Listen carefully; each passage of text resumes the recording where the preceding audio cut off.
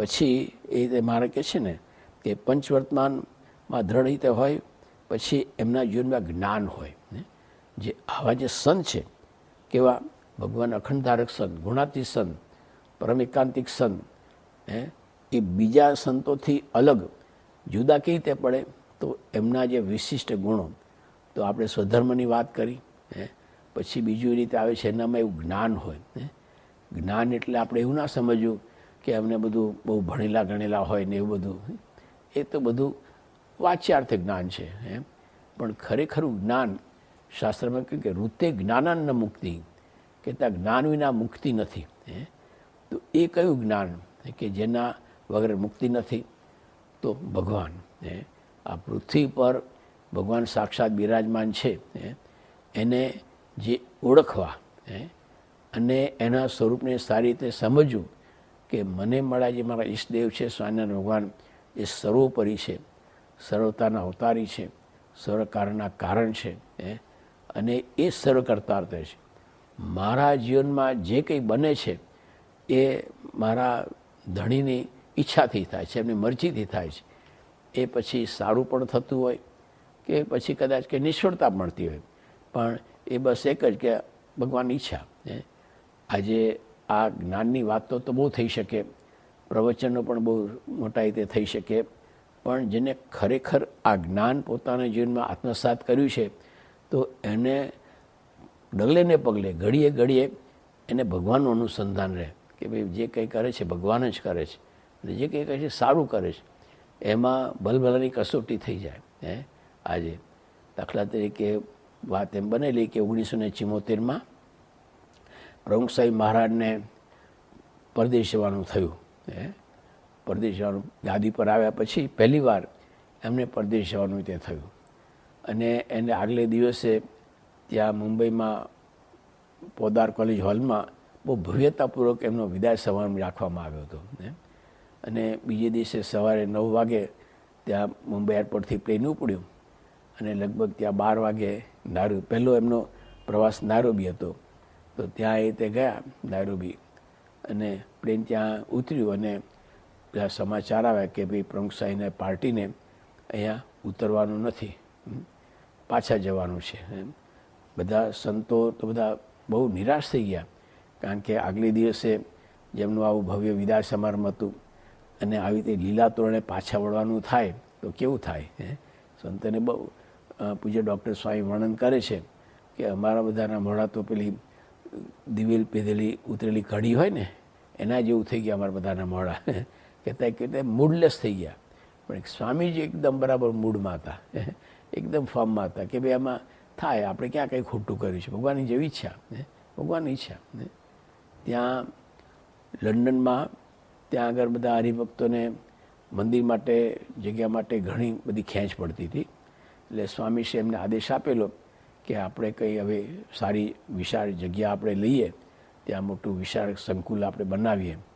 એટલે ત્યાંના હરિભક્તે બધી તપાસ કરી, અને હેરો નામનો વિસ્તાર છે, હેરો, ત્યાં આગળ એવી સારી જગ્યા હતી. એ જગ્યામાં વિચાર થયો કે અહીંયા કરીએ. પછી સ્વામીને બતાડી, કહ્યું કે બાપા અહીંયા આ જગ્યામાં આપણે મંદિર, કે સ્વામી કે બરાબર છે, સારી છે કે. એટલે પછી કાઉન્સિલ આ બધી એની સાથે વાટાઘાટ થઈ, અને એમને પણ પરમિશન આપી કે કંઈ વાંધો નહીં, તમે તમારું સ્થાન અહીંયા બનાવો. એમને પણ પરમિશન આપી. નક્કી થયું કે અહીંયા આપણે મંદિર બનાવો. પછી બન્યું શું કે આજુબાજુના જે રહેવાસીઓ હોય ને એમને ખબર પડી કે ભાઈ આ હિન્દુનું મંદિર થવાનું છે અહીંયા.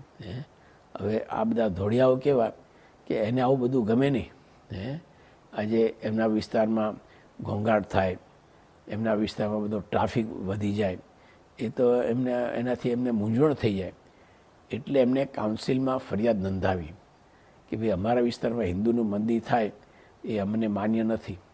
અને એ દેશોમાં તો એવું ને કે સરકાર છે ને એ પબ્લિકનું સાંભળે, પબ્લિકનું સાંભળે. એટલે પછી કાઉન્સિલે આપણી સંસ્થાને ભાઈ તમારાથી મંદિર નહીં થઈ શકે, તમારે બીજું કંઈક સ્થાન બનાવ્યું, ક્લબ કેવું તો બનાવો, પણ મંદિર નહીં થઈ શકે.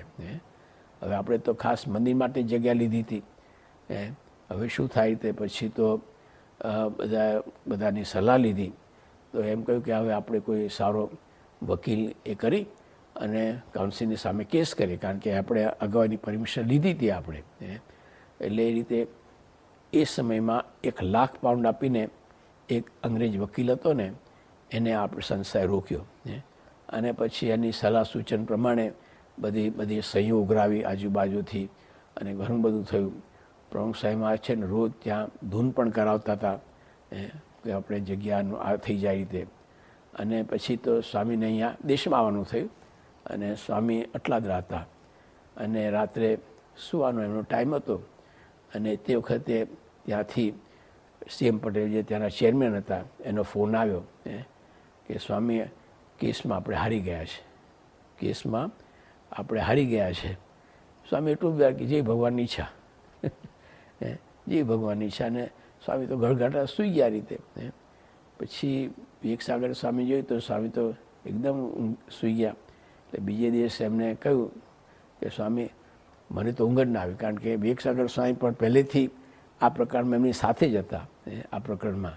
એટલે એમને તો બહુ દુઃખ થયું કે આપણે લાખ પાઉન્ડ ખર્ચ્યા અને આટલી બધી મહેનત કરી અને છતાં આપણે હારી ગયા. એટલે થોડો ખરખરો કરવા લાગ્યા સાહેબ. તો કે જો આપણે ક્યાં કંઈ ખોટું કર્યું છે, પણ ભગવાનની જેવી ઈચ્છા. એટલે ટૂંકમાં આ વસ્તુ છે ને કે આજે સારું થાય તો પણ સ્વામી એમ જ કહેશે કે મારાની ઈચ્છાથી થયું, કૃપા થયું ને. અને કદાચ આવી કે નિષ્ફળતા મળે તો પણ એમ જ કે કરતા હરતા તો એક સ્વામિનારાયણ ભગવાન જ, એમની ઈચ્છાની મરજી પ્રમાણે જ બધું રીતે થાય છે ને.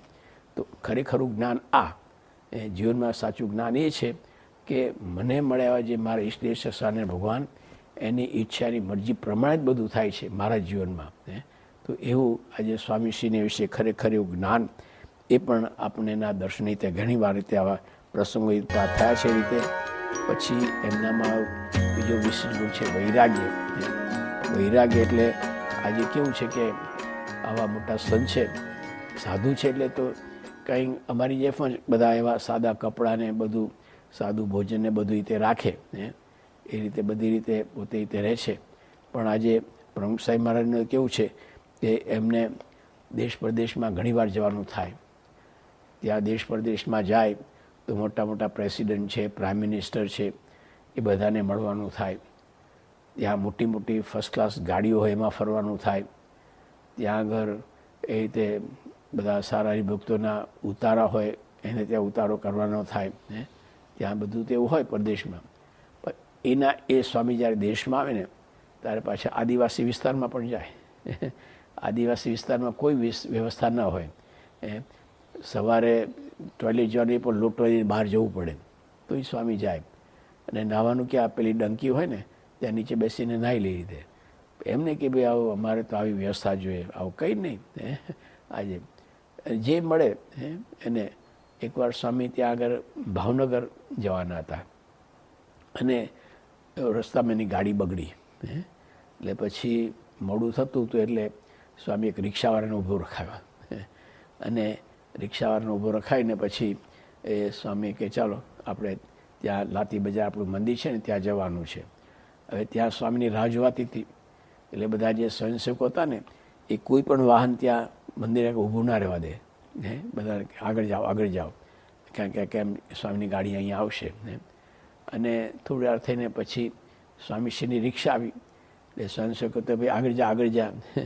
ત્યારે રિક્ષા કહે ભાઈ સ્વામી છે આમાં. બધા ચોંકી ગયા કે સ્વામી રિક્ષામાં ને એવું. એમને ક્યારેય સંકોચ નથી થયો કે મારાથી રિક્ષામાં બેસાય.